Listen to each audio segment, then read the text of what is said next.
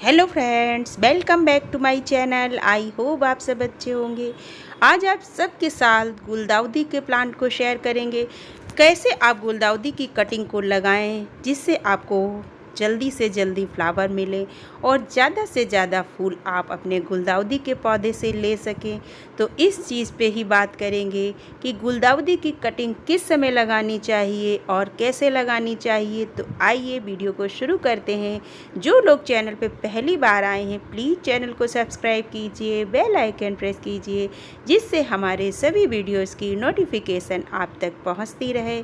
तो ये जो गुलदाउदी के फूल आप देख रहे हैं, पिछले साल जब हमने गुलदाउदी की कटिंग लगाई थी तो हमें इस तरीके से बड़े बड़े और ज़्यादा मात्रा में फूल मिले थे। अगर आप लोग भी चाहते हैं कि ऐसे ही आप भी अपने गुलदाउदी के पौधे से ढेरों फूल ले सकें और जल्दी से जल्दी ले सकें तो गुलदाउदी की कटिंग को इस समय लगाना सबसे अच्छा रहता है, क्योंकि जब बरसात होने लगती है और आप किसी पौधे की कटिंग को लगाते हैं तो वो कटिंग 100% सक्सेसफुल होती है। तो आइए लगाते हैं गुलदाउदी की कटिंग को। हमारा जो गुलदाउदी का पौधा है एक परमानेंट प्लांट है, लेकिन इस पौधे में फ्लावरिंग सिर्फ सर्दियों में ही होती है, गर्मियों में इसमें कोई फूल नहीं आता है।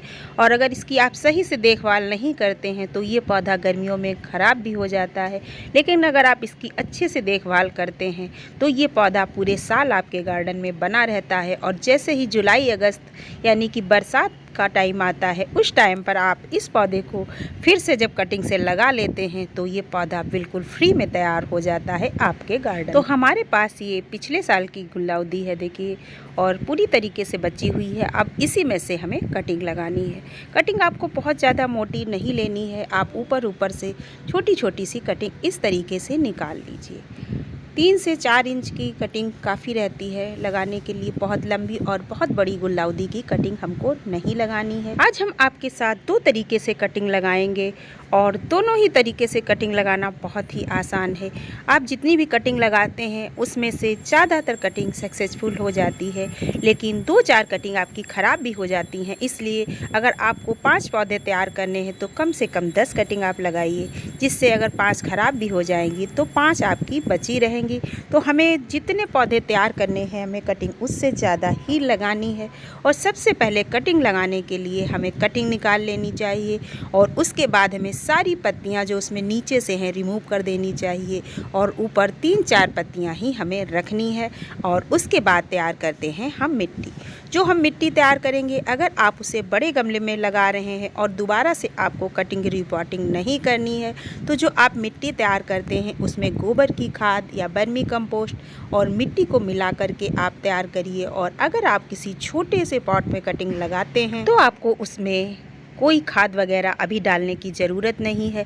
जब आप उसको दोबारा से रिपॉट करेंगे तब आप उसमें खाद डालिए। फंजीसाइड मिट्टी में इसलिए डाल लेते हैं जिससे कि आपकी कटिंग जो है वो ख़राब ना हो, फंगस वगैरह लग करके कटिंग ख़राब ना हो जाए। इस तरीके से आप मिट्टी तैयार कर लीजिए और उसके बाद इसमें हमें करना है होल। जो मिट्टी हम तैयार करते हैं वो मिट्टी थोड़ी भुरभुरी होनी चाहिए। अगर आपके यहाँ की मिट्टी चिकनी है तो आप इसमें मिट्टी और खाद के साथ साथ थोड़ा सा रेत यानी कि बालू भी मिला लीजिए।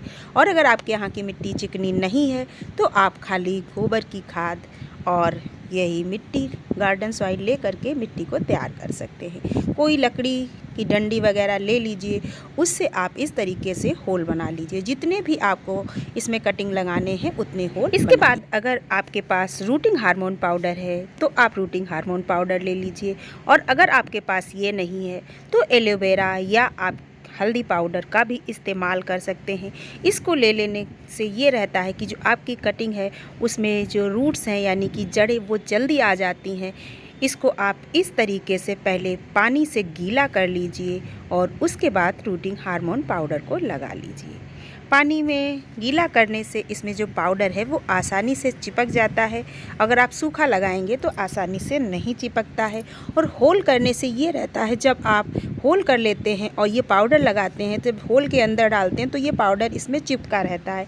लेकिन अगर आप पहले लकड़ी से होल नहीं करेंगे और मिट्टी में इसको जब आप इस तरीके से लगाएंगे तो पाउडर आपका ऊपर ही छड़ जाएगा। इसलिए हमेशा होल ज़रूर करिए आप ये कटिंग लगाते समय रूटिंग हार्मोन पाउडर लगाएं या एलोवेरा जेल लगाएं, कुछ भी लगाएं, लेकिन जब आप छेद के अंदर इस तरीके से डालते हैं तो वो आपका छड़ता नहीं है।